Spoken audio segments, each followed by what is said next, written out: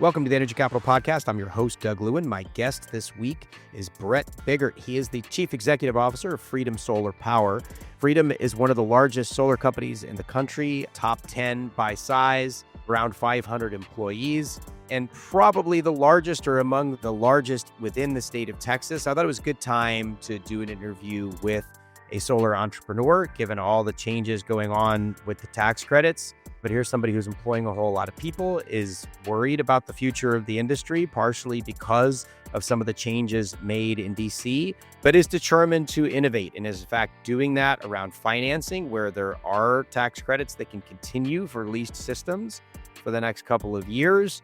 Also innovating by starting up Freedom HVAC to complement Freedom Solar, because HVAC is by far the largest use inside Texas homes. So linking that with the power generation for his business made a lot of sense. So we talked a lot about how companies can innovate. We also talked about some of the legislation that was passed during the session to remove permitting barriers, a bill that was passed to increase consumer protection, which Bret actually advocated for. We covered a whole lot of ground. I hope you enjoy the show. Please give us a 5-star review wherever you listen, and please share the recording with anybody who you think might want to listen. That is one of the ways we grow fastest, is through organic growth and sharing. So please share the podcast with anyone you know. With that, enjoy the show.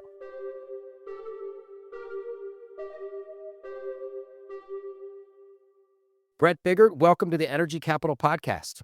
Thank you for having me. Excited to have you here. Been reading your tweets and posts and seeing your name and news stories for quite a while. You guys are a pretty big deal in the solar space in Texas. You built quite a business over the last decade or so, a little longer than a decade at this point. Why don't you just start by telling us a little about yourself, just briefly about Freedom Solar, origin story, size, scope, all that kind of stuff. Sure. I guess the short version of this is Adrian Buck and I started Freedom Solar, it's probably around 15 years ago. And I had kind of come out of the sort of professional finance world after business school. Actually got sober, actually is sort of the catalyst thing in full transparency. And I got sober and I was trying to figure out what to do with my life, as many of us come to those junctions. And I moved back to Austin, where I'm from, where I grew up, and the idea of starting a solar company kind of came to me, and I started to do some research and try to figure out sort of as a customer, what's the value proposition for a customer trying to go solar. And I couldn't figure out the answer to that question. I couldn't get people to call me back. I was sort of doing the math, there were tax credits and there were local rebates and trying to think about kilowatt hours. It took me about 2 weeks to sort of get to the answer of like, what does this cost and what is the sort of payback, the economics of it. That was sort of a light bulb moment, like, wow, there's got to be other people out there that have this similar situation that are just trying to quickly understand the economics to make a decision, does it work or not? And so Adrian and I met him, and we sat at a Mexican food restaurant, and I sort of said, look, I think I'm going to start a solar company, and here's why. Sort of fragmented. People don't really explain it very well, don't know how to finance it, sell it. And I'll never forget this. He sat across from me and he says, okay, I get that. Like, I've been doing this I was the first NABCEP certified guy in Texas. Wow. And I've been running installation crews and doing installs and designing systems for a while now, but I don't even like people. I was like, okay, great. So this sort of behind the scenes, profile of a guy who's very technical and very detail oriented, but doesn't quite frankly like to deal with people. And so we sort of got together at that moment and started out of his garage. And so that was whatever it was 15 years ago. So him more on the technical side, you more on the people side, basically? Yeah. Clearly. And so we were like, let me see if we can go put together a way to explain this to customers in a way that wasn't explained to me, which is a clear kind of quick way to get to a yes or no. It either works or it doesn't. And then his skill set to go install the solar and do a great job and sort of bend over backwards on the quality side. We started building the business, and the first year we were like, okay, wait a minute. We just did $1 million. Wow. High five. Unbelievable. And then the next year we sort of did $8 million, and we kind of high five and said, whoa, this is sort of growing. And Austin has always been sort of a leader, certainly in Texas, I would say, as it relates to renewable energy. And so they had a good program here. So it was a good place to start. And then we sort of expanded across Texas, San Antonio, Dallas, Houston, and then just grew the business and sort of realized what we did that was unique was everybody that works still at Freedom Solar is an employee. So we don't subcontract the work. We manage the quality.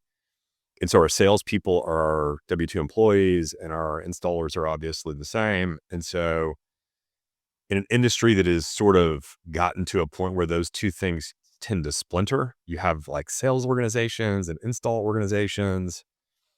And I'll speak to that later maybe, but that sort of creates an incentive structure that doesn't put the customer first is maybe how I'd characterize it. Yep. Yeah, I think we've Yep. seen that over the last 5 years sort of explode into a real problem. And so we kind of always stuck to our knitting of keeping it in-house, mainly just to control the quality. And so we've been real fortunate. I feel like a lot of businesses being in the right place at the right time. And certainly to start the business, we're in the right place at the right time. And the interest level of solar just sort of grew with the business. And we were sort of the beneficiary also of being in Austin, Texas, and in the state of Texas, where the population was growing and people were coming and interested. And so we've sort of grown it into a pretty decent sized business. It's sort of a $200 million top line business. Was 300, down to 200. And we primarily service Texas. Got a commercial business that sort of does projects all over the country, but really heavily focused in Texas and then also Florida. And even within Texas, you're doing both residential and commercial systems? That's right. That's Okay. right. And roughly how many employees, how many installations, a few other just stats around that? Yeah, sort of 500 employees Mm-hmm. roughly and 30,000 customers Wow. we have today, and then 500-ish commercial installs that have been completed. So that's got to put you on the higher end of like solar, as far as like if you were to like rank the size of solar companies, you got to be up there on the short list, at least of those within Texas, right? Yeah, I think we're probably top in Texas. Mm-hmm. In the US, we're sort of kind of bounce around the 7, 8 kind of size company. Okay. Top 10, but sort of just right in there depending on the year. Okay. So definitely want to talk to you about the sort of like culture and the sales culture, right? We'll get into that. Sarah DiNatalio, I interviewed for the podcast, had done that award-winning series on some of the things going on in the sales world. So we'll come back to that in a minute. But let's actually just kind of start with like, okay, we're recording end of September 2025. We are obviously now in this sort of post O3B, the one big beautiful bill that has put this very aggressive sunset on the tax credits. Obviously, that's sort of like the obvious place to start. And the question I think everybody has on their minds, what is the biggest solar installer in Texas doing to kind of adjust to that new reality? So maybe kind of level set with like where we are, when are the tax credits actually going away? There are, if I'm understanding all of this right, and I follow this very closely, and I'm still a little confused by it, but the third party ownership piece, I think, stretches for a couple years. So talk a little bit about where the tax credits are, and then sort of how you're adjusting as a solar company and living and hopefully thriving under the new rules. I'd say for those that don't, I'll just sort of paraphrase the big beautiful bill and sort of the biggest impact, which is the 30% tax credit going away at the end of this year for residential projects. So it's sort of a dramatic cliff, right? If it's not done by the end of the year, it goes to zero starting in January in terms of tax credit that's available. So I would say the expectation of what is going to happen to the market, if you read analyst reports and people that really follow this, it sort of ranges between anywhere from like a 60 to 70% kind of cliff in terms of drop of demand starting in 2026. So that is certainly the scary big 800-pound gorilla that we deal with in this business, which sort of adds to the complication of it is now everyone wants solar. So if you were on the fence and you were considering it, you were sort of in the pipeline for the last 2 years and, you and your wife are thinking about it, I don't know, you're like, now's the time to do it. Like definitively the time to do it. And so many people understand that and are kind of flooding us with projects. So you have this bad news situation followed by a huge increase in demand with a short runway to get it done, which is the end of the year. So from a business perspective, we sit in, weekly meetings here at Freedom Solar and we're like, wow, this feels like the good old days. Customer acquisition cost is low, close rates are good, people are interested, but it's a sort of a short-term bubble, right? And so nobody can get Bit of a sugar rush, right? It's like all at once. Nobody can get too excited about it because we all know there's something coming, a couple months ahead. Mhm. And so there's been the ramp up right now. And then, what I think about the impact of the tax credit going away, I would say as an immediate thing, it's bad. I would say because it puts too much of a halt on an industry that sort of, these are businesses. Freedom Solar is not a recurring revenue business. So, if we do a great job for you and we install solar at your house, you won't talk to me again for 25 years. That's the reality of it. So every month you're sort of hitting the flywheel trying to make these businesses go with new sales. And so to have a 60, 50, 70% cliff is a very big drop. Not to mention that's on the heels of a 2-year run that's also been a huge decline from interest rates, from, consumer confidence, maybe would be the best way to put it. But I think over the last 2 years, many people have said, we'd rather go on a trip to Padre this summer or something rather than do solar. So that's sort of all playing in the background. Then you get the beautiful bill, which kind of like puts a big hard stop and a date on it. And so then we have to sort of rethink our business a little bit. It's sort of what we've been doing at Freedom Solar, which is what do you do and what do you think that cliff looks like? I would say long term, I actually like the idea of the tax credit going away. Mm-hmm. I long for a business that provides enough value and economic upside to customers that it doesn't need any incentive. Yeah. So I'm actually pro that. How that happens, I would have chosen a slightly more, Right. step down kind of process to it. Right. But it is what it is. So long term, I'm less worried about the implications of it. And why I say that is if you take all these renewable things offline, you think about utility scale and big solar projects and wind projects that move the needle. You cover ERCOT, you know how much this, on a day-to-day basis contributes to our power. Yeah. In the power stack, it's a meaningful amount depending on the day, right? 30, Yeah. 50, it's a real number. And so as you start The to day we're recording, like solar was 40% for 4, 5, 6 hours today. I mean, it's very significant at this point. meaningful, and people don't know that. I mean, I think that the common misconception is it's like a 4% contribution. You're like, Yeah. no, it's not. Yeah. It's 40. Not anymore. And so I think as projects sort of fall, the renewable stuff at scale sort of slows down, and you are forced to use natural gas in most cases to go power much of the state, the price of power goes up. And so as the price of power goes up, you see this offset to the 30% tax credit that will happen at some time in the future. And so the question to me is sort of like, when does that happen? Every utility in Texas that we operate in estimates a 5% increase in electricity prices next year, for sure. Mm-hmm. And Yep. probably a lot more. Yep. But for sure, 5, even in municipally owned utilities like Austin Energy or CPS. And in Austin Energy, it's a 5-year, 5% step up. And so you can sort of do the math there and figure out, okay, in a couple of years, we work back to a price of power being pushed up. So where the 30% tax credit is sort of offset. So, how to get from here to there is sort of our tactical question as an entrepreneur. And the solar industry has done a great job surviving. I've been doing this for 15 years. So I feel like that's maybe, 30 or 40 years in regular business life cycles. But there's sort of a cockroach mentality. And I include myself in that sort of negative connotation, which is a will to survive, no matter how difficult the situation may be. And I would say the way the Big Beautiful Bill was written in sort of a third party window that was left open, so to speak, in sort of a burning house situation of like, okay, we're taking away the tax credit, the house is on fire, but you've got this third party ownership window, which sort of opens. And what does that look like? And is there a ladder out? And does that work?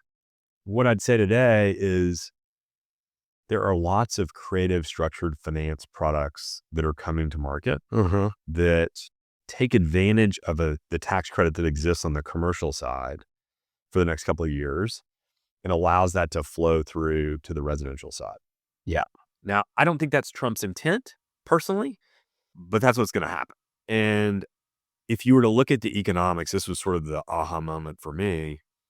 A project that is $18,000 after the tax credit in 2025, you take that exact same project in 2026 and you do the exact same project in Houston, Texas, for example, and you use a prepaid PPA, that project is $14,000.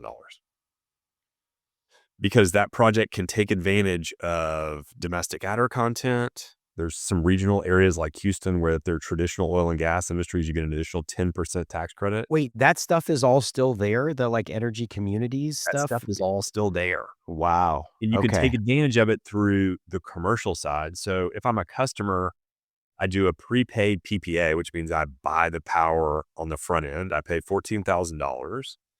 It's a PPA, so a third party owns the system. They service the system, so they guarantee the production, Which is nice for the homeowner, by the which way, is right? great for the Because now homeowner. yeah, you don't have to worry about they have to monitor its performance and all that and maintain it, yeah. That's right. So they've got, Mhm. it's actually more guarantee for the customer that the Right. system will do what it's supposed to do.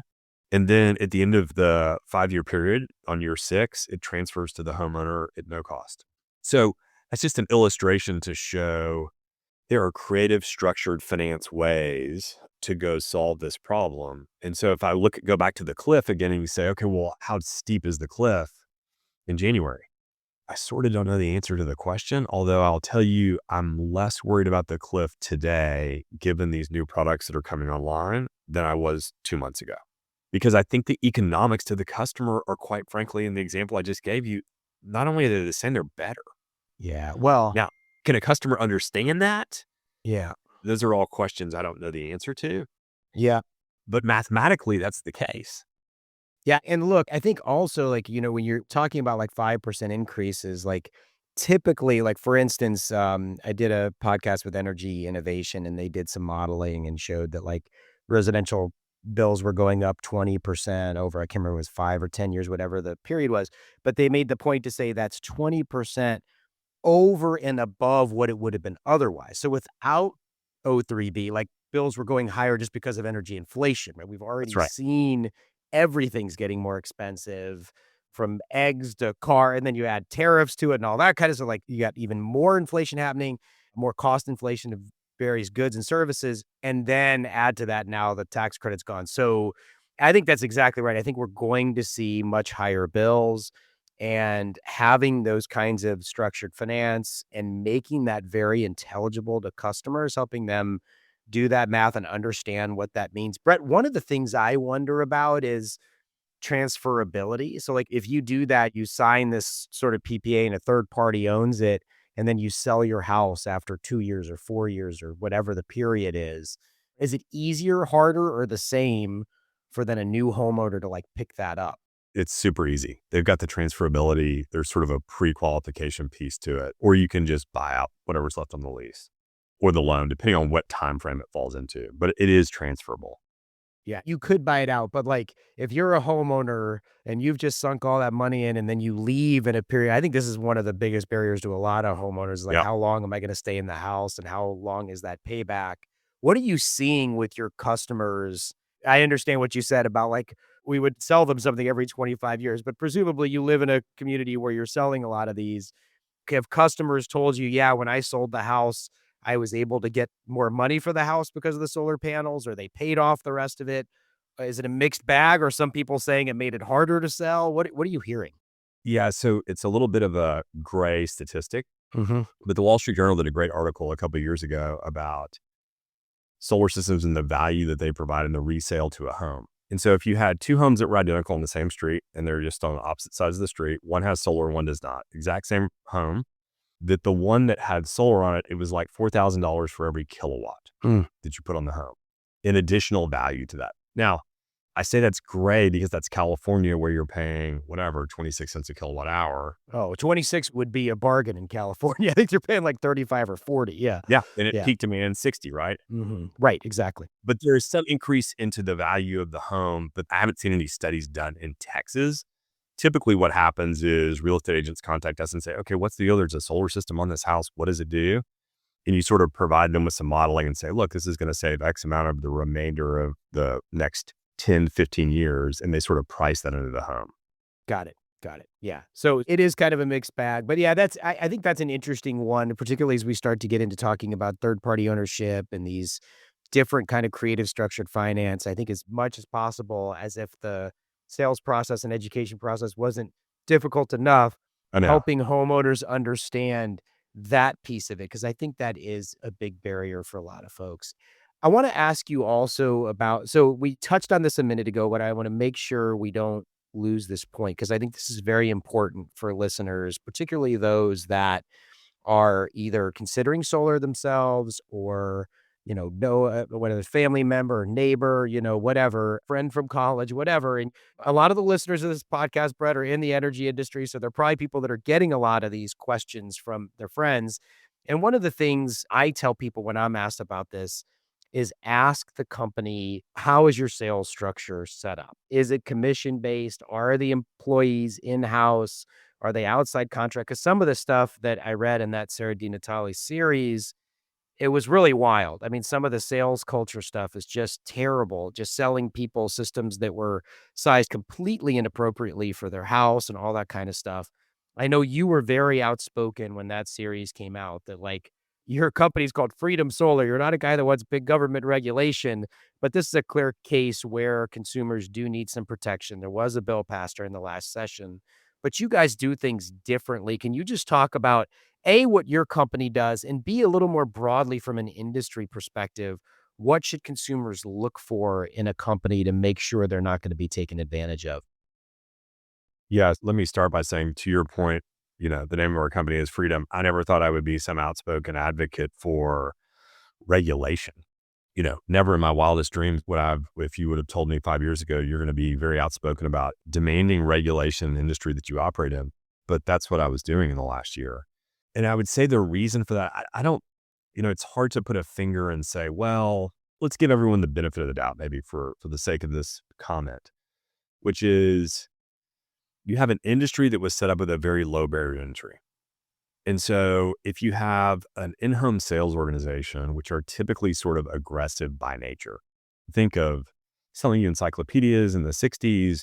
Anybody that comes to your door is sort of an aggressive sales thing. I would never buy anything where someone came to my front door personally, No. ever. Yeah. Never have, Yeah. never would.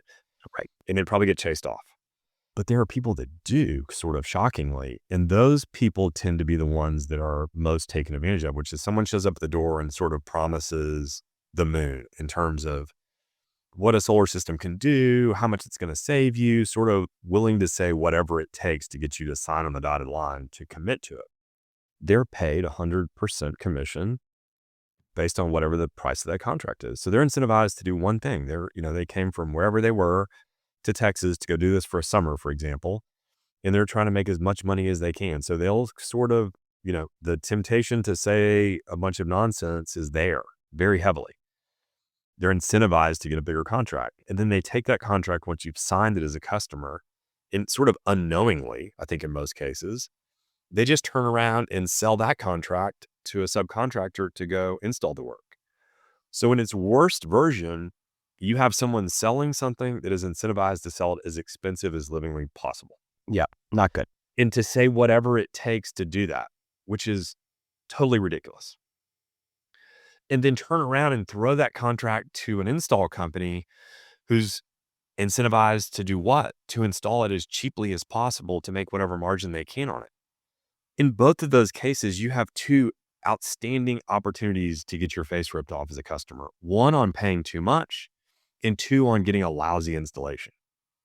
And that's what's happened, right? And so that sort of happened in a prolific way. And so I think from a customer perspective, you want to go look at reviews online, the sort of basic things that we all look at, and then also really understand who is doing the work. If I have a problem in 2 years, is there a throat to choke?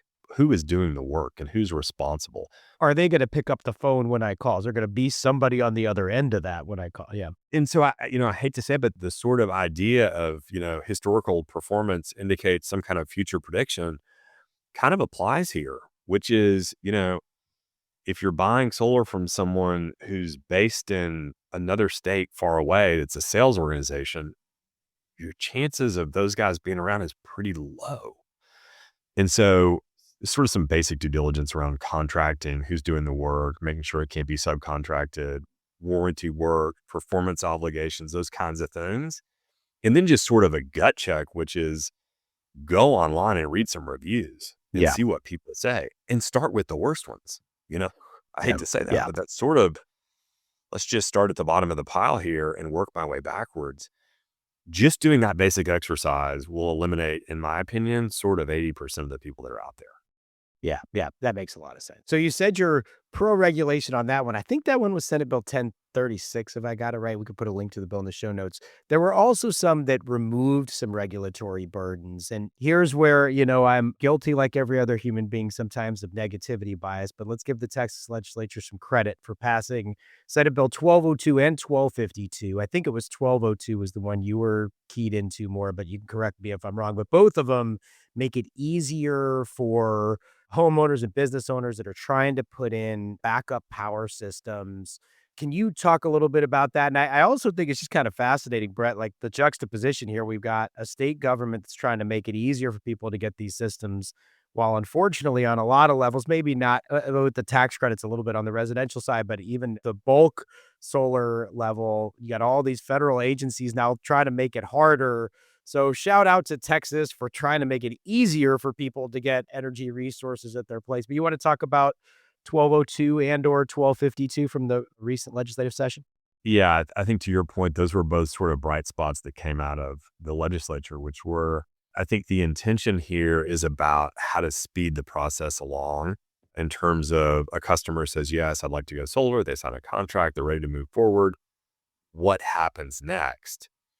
Most customers don't know what happens next.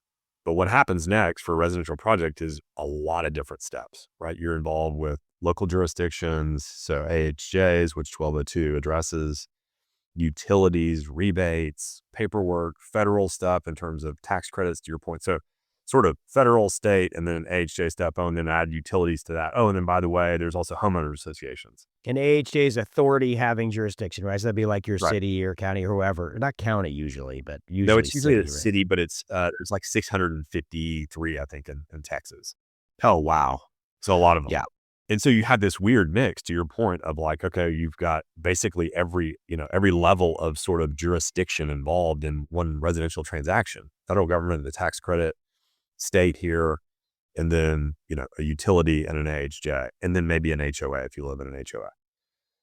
So we kind of handle all that for the customer and going through that process. That process on average, if you said, yes, I want to go solar, Brett, I'm going to sign a contract today. It's roughly 120 days till the project is done. 120 days.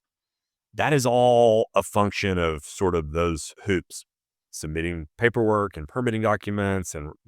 And this is for something, by the way, that in the United States, we've been installing tens, hundreds of thousands of these things for like a decade or more. Like we know how to do this. It's fairly standard. Like this is not some big, massive No, engineering project. this is not a data center. Yeah. Yeah. This is a straightforward, residential home improvement project, Yeah. but it takes 120 days. Why customers care about that, to state the obvious, is one, who likes to pay for something and have to wait 120 days? I don't know about you, but I don't. Yeah.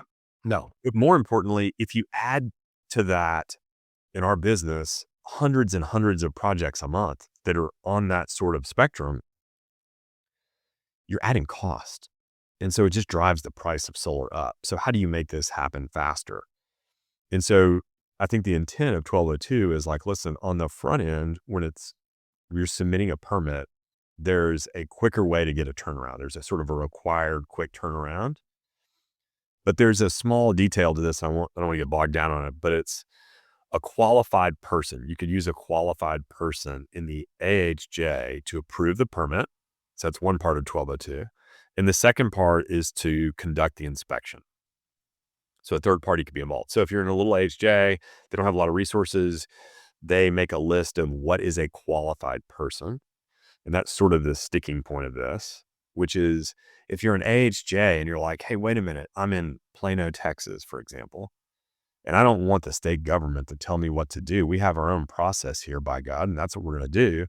They make the qualified person so difficult to qualify that they hold all the keys to the cart. So I think the intent was to make it go faster. I think there are some HJs who are participating in that and doing a great job. And I think there's others that are sort of digging their heels in saying the state government didn't tell me what to do. We're the local jurisdiction. And so we're, whatever we are, 25 days into that bill being adopted. So it's a little early to tell, but I'll tell you, it's sort of a mixed bag of jurisdictions that are like, oh yeah, of course, rubber stamp. That's what the state said. And then others that are like, oh, no, no, no, no. Oh, no, no, no, no. Authorized project. Here's the laundry list of things that requires. Yeah, so kudos to Chair Schwertner and Vice Chair King for respectively, for passing those two bills. But it may be that the work is not done with those, that there may need to be some tweaks in the next session, or just ironing out some of the implementation. I mean, like this is always the way with legislation. I think there's this idea out there among the general population that if a bill is passed, then it's just done. That's just law. But there's implementation is actually like 90%. Passing the bill is one thing. How it's actually interpreted and implemented in the real world is often a whole different thing. If you were to say, though, if that bill in a perfect scenario where you have an AHJ that makes it easy to endorse what that bill says, it probably takes on average 4 weeks out of the process, which is pretty good. Yeah. Yeah. That's great. Let me ask you something just slightly different here. I noticed a couple of months ago, you guys launched Freedom HVAC. I'm really interested in this. Look, I think, there's a huge potential here. I think this has been missing for a long time, Brett, that you've got solar and storage. And I want to ask you about storage too, by the way. Maybe you could talk about that in the same answer. Like, how much are you doing solar alone versus solar and storage? But to the point, to start to see the demand side as more of this integrated kind of a thing, as opposed to just solar on the rooftop, getting the storage along with it, and then having that heat pump that the solar is actually powering. Of course, you can get into like EV charging. There's all these different ways that these kinds of things can go as these technologies are developing. But talk a little about your thinking behind being a solar company to now also being solar and HVAC. How much of that was sort of prompted by what you were seeing happening in DC with tax credits? How much of that was separate? And then a little bit of your vision for, how those things fit together, solar storage on the one side and kind of HVAC and other things that people are using on the other. Okay, so I'll start with storage for a second. You asked a question, which is sort of we call it attachment rate. How many customers that buy solar also buy some sort of battery backup system? To answer that question, it's about 67% across our portfolio. Wow. Now, is that over like the last year? Because I assume like 5 years ago, it was nothing close to that, right? Yeah, I was going to say 5 years ago, literally, it was single digits. Yeah. I would go so far as to say that probably 4 years ago, it was still single digits. Yeah. And then it started to kind of creep up. And then all the things happened, right, that we lived through. Uri and all the kind of storm weather events. And all of a sudden, it sort of exploded. At the same time, a lot of advancement with battery backup stuff started to be released. So Tesla has a new Powerwall 3 that came out, blah, blah, blah. So 67% attachment rate in Texas is sort of outrageously high. It's really good. And so it tells you that people really care about resiliency in this backup power idea. And so we sell power walls in most cases, but several different things. Enphase makes a battery as well. And so there's several different things that we sell related to the product side, but the attachment rate is sort of in places like Houston. In Houston, last month, it was 90%. 90% of the people in Houston want some form of battery backup, which is... Because now those folks have been through Uri and Beryl. So they're, even more so. Yeah. So it's really become a big part of the mix. So we continue to focus on that as it relates to battery backup. And then as we sort of think about the whole solution, what are we doing here? To your point, we're putting kilowatt hours on the roof through a solar system. And okay, maybe you're storing some kilowatt hours in a power wall. Okay, great. But you're consuming the same amount of electricity in most cases. And oftentimes you've got an HVAC solution that is very old or antiquated. And so we started to look at the HVAC market and what's going on here and sort of what's the technology. And it became evident to me that we at Freedom Solar talk about sort of complicated things, microinverters and kilowatt hours and lifetime savings and degradation and sort of the world in kilowatt hours. And here you are with an HVAC. And in many cases, you have some builder grade model that just turns on and turns off. It's a single speed and it's super inefficient. Hmm.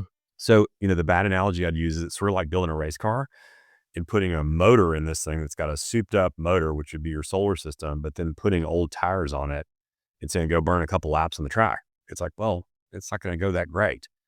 And it's a little bit of the same thing, which is, can you come inside the home, which on average is 52% of your electricity consumption is your HVAC. 52. In Texas. Yeah. Easy, right?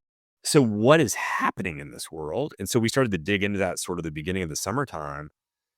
And I was sort of shocked that there are a lot of products that are available. You mentioned heat pumps is probably the best example. And that was actually the thing we sort of walked into, which is if you have an energy efficient home and you have a solar system on the roof and a heat pump that's heating and cooling it, and you've got a little backup storage, you got a great solution. You've got a really good energy efficient solution that is going to take the worry of sort of storms, electric bills, all the things we sort of characterize. You're going to solve that problem completely. And so, is there a way that we could come into the home, so to speak, and solve this HVAC thing? And so 90 days ago, we launched an HVAC division.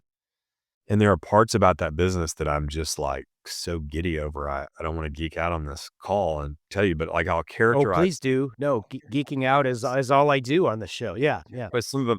I told you that the average day, the length for a solar system is 120 days.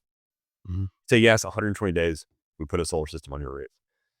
You have a HVAC problem, we come with a solution, we solve it in the morning and we install it the same afternoon and it's done. And so this whole speed to solution sort of lifeline is like compressed into a, what I sort of used to say in the solar industry, it'd be a dream to sell it on a Monday and install it on a Tuesday. Like I couldn't imagine a world where that takes place. Now in the HVAC thing, we get to do that. The other part to it is there are a lot of technology advancements that have happened in the HVAC world. Heat pumps, the great one, Mhm. where you can have a very efficient electricity system running your heating and cooling, put a solar system on your roof, offset those kilowatt hours, and you have a great 25-year savings sort of energy solution. And so there's microinverters in these things. There's all kinds of different variable speed solutions that are available, and most people just don't know. It sort of feels to me, at least, like the solar industry did sort of 15 years ago. And I think that it sort of speaks to the customer because it's a different dynamic in many cases, right? If you're an HVAC customer, this happened to me. We're sitting around in my conference room with smart lawyers and we're talking contracts and risk and and paralysis by analysis about HVAC. I go on a trip and my HVAC goes out in the upstairs of my house. Do you know the only question I had? How quick can someone be here? I mean, especially like the vast majority, I don't know what happened with yours, but obviously the vast majority of HVACs break when when it's super hot, right? Or super cold, right? Like what are the other, right? Like you need it. Nobody wants to wait. Nobody can wait. I mean, some that's just like unsafe to wait a week, right? You have to replace it as quick as possible. And then if you also kind of overlay that with our customer base of 30,000 people, they've all spent sort of $35,000 on average for a solar system on their roof. They already understand kilowatt hours and long-term savings and peak demand things and all of the sort of techie things that you need to kind of wrap your head around to make that big investment. So let's go to those customers and explain to them there's better solutions that are available for your HVAC. And so that's what we're doing. We've spent 90 days so far spinning it up and getting it going, getting it kind of fine-tuned in Austin. We launched in Houston October the 1st and then going to Dallas. It just fits together perfectly in my mind in terms of the solution being sort of on your roof and inside your home. And then it sort of fits our skill set, which is we've been talking about solar, which is kind of complicated. We can apply those same things to the HVAC world to explain higher efficiency solutions that are available for customers. And our customers tend to understand that stuff. There are people that are probably on this call, right? This is people that are interested in like Yeah, understand that's right. kilowatt hours and Yeah. in the energy space. And so we're Yeah. excited about And we do have a good mix. We got some folks that aren't like energy professionals too. So I will say just real quick on this, Brett. I mean, heat pumps, for those that aren't totally familiar, right? It is in some ways it's a new technology because it's like coming down the cost curve and there's advanced versions of these, like you were saying, with the inverters in them so they can respond to a signal. The best way I think I've heard it described is a little bit like continuously variable transmission, right? Where like it's got infinite speeds as opposed to that on off. But in some ways, it's an extremely old technology. It's what your refrigerator does. It moves heat around instead of actually like creating the heat. The physics people will get really mad at me since it's neither created nor destroyed. But basically, like you're moving heat instead of creating it. So I'll tell you, Brett, I have heard from a number of people that have tried to buy heat pumps, and many of them did, but it was a very difficult process for them. I think you have identified an interesting sort of niche, thing here because a couple different friends have told me they had to go through 5, 6, 7 different HVAC companies that they called, each and every one of them trying to talk them out of getting an advanced heat pump because they're not used to selling them. They don't have a lot of experience with them. And I don't mean to tar a whole industry here. Like these are people that have been working with a certain technology for a long time and they know it well and they're good at what they do. But I would say, and this happens in every industry, it's not just HVAC, like when new things come onto the market, there is this kind of period of people trying to figure out. And it is hard for a customer that wants to get what I think is clearly a superior and highly energy efficient technology. People are really struggling out there. So it's exciting to know that you're doing this and really kind of prioritizing the heat pump. I'll tell you, I talk about solar and storage a lot. I think in this century, heat pumps are, how do you rank these things? Maybe solar's more important than heat pumps, but like on anybody's short list of technologies that are really going to transform energy, like LED lights were 5 or 10 years ago, like heat pumps are coming. They're going down the cost curve. Their adoption rates are going up. I believe a year or two ago was the first year that heat pumps actually passed gas furnaces for installations in the United States. So it's kind of a moment for heat pumps right now. Yeah, I agree. And I had this very similar experience, which was, as you think about solar complementing a heat pump solution, it sort of fits perfectly hand in glove, right? And so we're like, okay, well, why do more people not have heat pumps? Was sort of the question we were. And so we did the same thing, which was sort of secret shopped and kind of called around and had the same experience you just described, which is somebody shows up. Well, we kind of know the builder grade thing. And so, it's sort of like you're on the side of I-35 with a flat tire, just put a tire on here, any tire. I don't care. Just get me back on the road. But if you're in a situation where you're not in that dire situation, you're not like sort of a gun to your head, have to make a decision, and you're sort of a forward thinker, like many people I'm sure on this call are, and you make that investment thinking sort of long term, it's sort of a no-brainer. It's sort of a no-brainer, no matter how you cut it.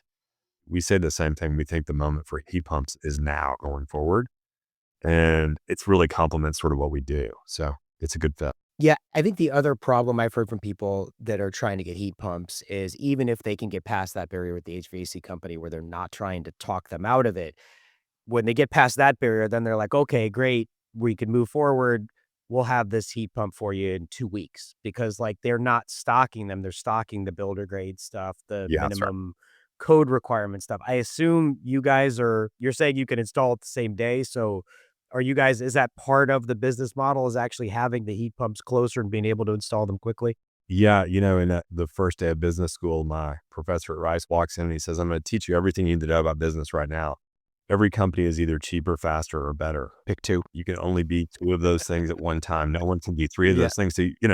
So, sort of basic things, but, Yeah. I have to retell myself the answer to those questions every day, which is speed is part of our solution, better quality and speed, which is to say, the builder grade solution is great for somebody. It's just not, that's not really our customer necessarily. So yes, we have them in stock and we can same day those. So yeah. What are you seeing? And I know this is a hard question to answer because it's context and every house is different. It depends how you size it. There's a million variables, but like in the aggregate, in average, like what are you seeing as far as the price differential between like just a basic sort of it meets code, but not much else HVAC system versus a heat pump? But of course, it gets even more complicated, right? Right. Because it can do two things, right? It can replace both your furnace and your HVAC. So obviously, there's a lot of variables here, but if you could speak generally about it, that'd be helpful, I think. Just as sort of a generalization, I would say it's Mhm. sort of a $13,000 solution based kind of a thing to compare that with sort of a super efficient, also does your heating $20,000 solution. So wait, so 13,000 is what you would be doing I'm sorry, which one was 13 and which one's to the heat pump? 13 sort of the lower end or medium end, sort of just single two stage kind of HVAC. Heat pumps are Okay. sort of around 20. Okay, okay, so about a 50% price premium at this point. That's interesting, and, I would encourage folks to look at it, particularly if you're in that place where, like, the HVAC is starting to give out, it's struggling, like get ahead of that, do your shopping, do your research. Now, whether you go with Freedom or somebody else, like be ahead of that, get familiar with these technologies. And you got an HVAC that's been like 8 or 10 years, you think you still got 5 years. Watch this technology, watch that space, because I do think we'll see learning curve. We are seeing that, like price reductions in heat pumps, not as dramatic as like the 90% reduction in solar, 90% in batteries over 10 years, but still pretty significant learning curves as the technology progresses and as the manufacturers ramp up. No, I think you're right on the money. And, the sort of savings is sort of 30, 40%, as you think about heat pumps versus other things. So it's just sort of the mentality of how you think about things. Do I want to just go on the car lot and buy the cheapest car on the lot? I don't know many people that do that. I'm sure there are some, but you're sort of solving for more things than that most of the time when you're making a buying decision, and your HVAC should certainly be part of that calculus. A part of what it does too, right, is like the comfort. If you're having comfort issues inside your house, a lot of that is driven by there's a lot of different things. That could be uneven insulation. It could be a million different things. But one of the things with the standard HVAC is it's on or off. That's it. So when it turns off, and while the thermostat is waiting to register that the temperature has actually gone up before it turns on, you're going to be uncomfortable for a little while. And if you got a bunch of people in your house and there's body heat, so that's going to get even worse. With this, you have that continuously variable. So instead of 100 or 0, it might be running at 60% and then drop down to 40 and come back up to 50. You're going to be much more comfortable inside the house with that. Brett, I want to ask you too about, and we're almost at time, but I think this is something folks are thinking about. I'm certainly wondering about how a business owner thinks of this. Obviously, there's just so much uncertainty right now, particularly with regards to tariffs. And I saw in a couple articles you had talked about how you guys had, if I'm getting this right, I think you had procured some of your stock, like the solar panels, particularly ahead of time. That doesn't last forever. But like, how are you thinking about managing that supply chain risk? I mean, you're a large solar installer, you got 500 employees, you're doing this scale of installation. Now you're getting into HVAC. How are you thinking about tariffs and supply chain issues? It makes my head hurt even asking the question. I feel for you.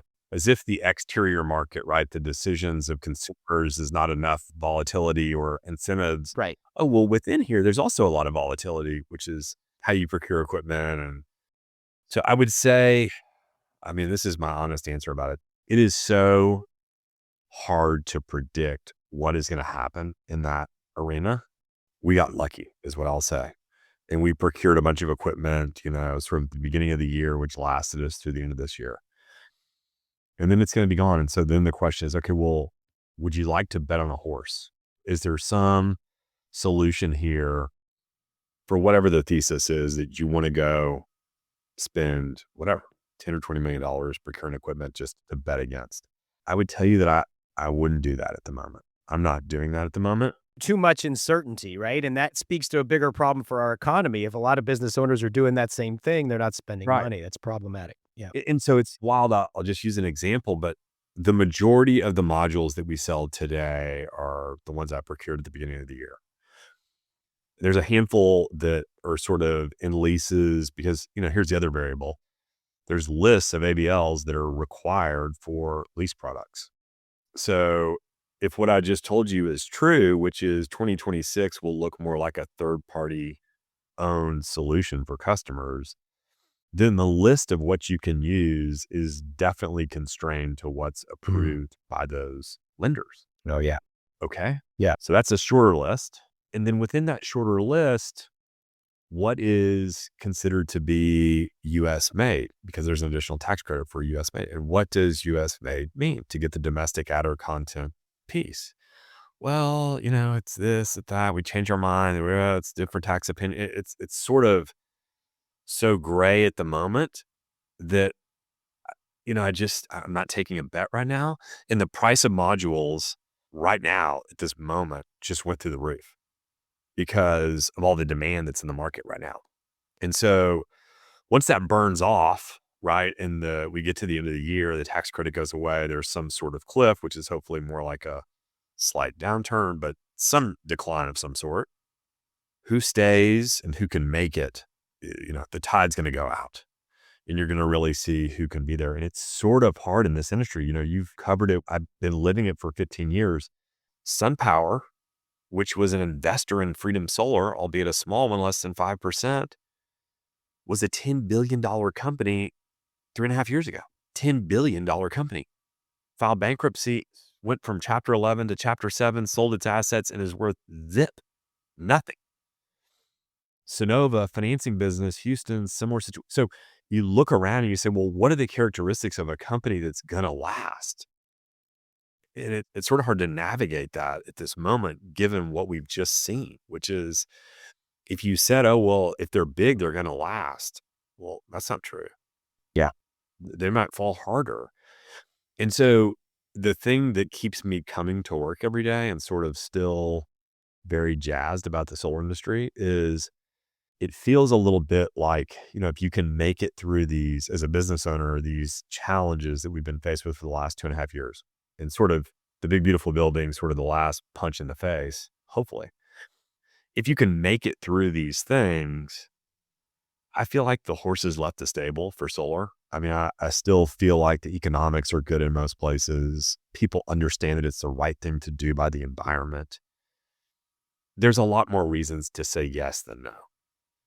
That's still true. The economics just went up by 30%. It got 30% more expensive at face value in 2026. Do I believe that comes down? Yes. How quick? I'm not sure, but pretty quickly. And I think the industry is going to be forced to drive costs down. And I think panel manufacturers are going to have to be very sharp-elbowed and very competitive on pricing. And I think that, along with what you mentioned, sales commission things, sort of like the soft cost stack of solar, what it costs. Because remember, there's a super easy understanding of solar, which is the economics of solar are driven by two things. What's the price to install it on a price per watt basis? And what is my price of electricity? Right. And so that's it. There's lots of other things in the middle that sort of, maybe bridge a gap to finance it. But at the end of the day, that's it. And if the cost to install it is consistently coming down and the price of power is consistently going up, that makes the economics better for people. And I think what I said on my left hand, which is the cost coming down, is sort of bumpy, right? All of a sudden price of panels went up and and there's sort of some short-term volatility. The general long-term trend of that year over year is sort of being pushed down. And I think the tax credit going away forces that to really be pushed down. And everybody in the value chain to provide a very efficient, cost-effective solution. And so that means the price of solar is going down and the price of power is for sure going up depending on where you are. And so if I sort of back up and say, okay, I mean, there's a lot of short-term pain here, but is there something on the other side of this that's really valuable or really consequential in terms of moving the needle? I think that's what we're trying to do here is just move the needle by putting solar on as many houses or locations as we can. I think that opportunity actually becomes really prolific in the years ahead. I think that's spot on. In the sort of two different lines, the cost of solar coming down, the cost of power going up, I think is a huge part of the story. And then I think the other major tailwind that particularly distributed solar and storage, and if you can integrate that with stuff like heat pumps, like we were talking about, is that resiliency piece. And I was really struck by the Texas Energy Poverty Research Institute does this Community Voices survey. I've talked about it a few times on this podcast before, interviewed 6,000 Texans, asked them what their top priority was between reliability, resiliency, affordability, and sustainability.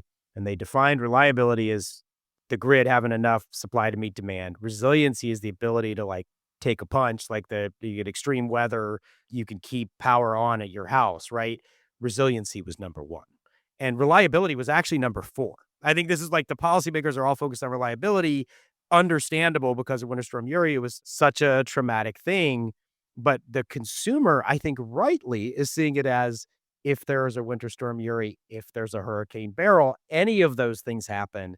If I've got solar and storage in my house, I'm going to be all right. So that's the other one that there is a value to resilience. How exactly a customer values that is a really hard thing to pin down, but it sure as hell ain't zero.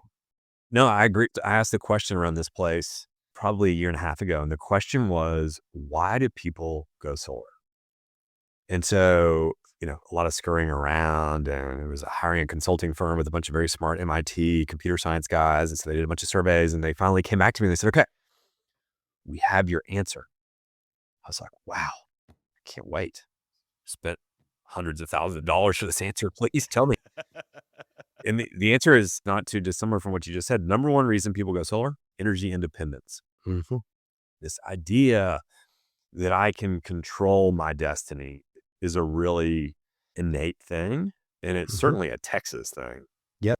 And so that sort of changed my mindset a little bit about the business, because I would have thought the answer was different, quite frankly. Mm-hmm. And Yep. so to hear that was sort of an eye-opening experience, which is like, okay, well, energy independence. Okay, well, how do we define that? And, people buy generators every day. Texas is the biggest generator provider. Generac is an example in the country. There's no payback on a generator. That's just an independence thing. That's it. You could say the resilience value for a whole lot of people is at least that $10,000 to $15,000 they're paying for. Yeah. This is what they're willing to pay for it because they're not getting any other benefit out of it. That's right. That's right. It sort of changed my thinking about what the motivation of people are, particularly in Texas, but it makes a lot of sense. Yeah. And I think there's more and more stuff that's becoming available to sort of suit that solution. It's not just one thing. It's sort of a combination of things in my mind. Yeah. And what is the value of resiliency? Well, this has been a lot of fun. We went longer than I intended, but Bret, is there anything I did not ask you that I should have? Anything else you want to say in closing?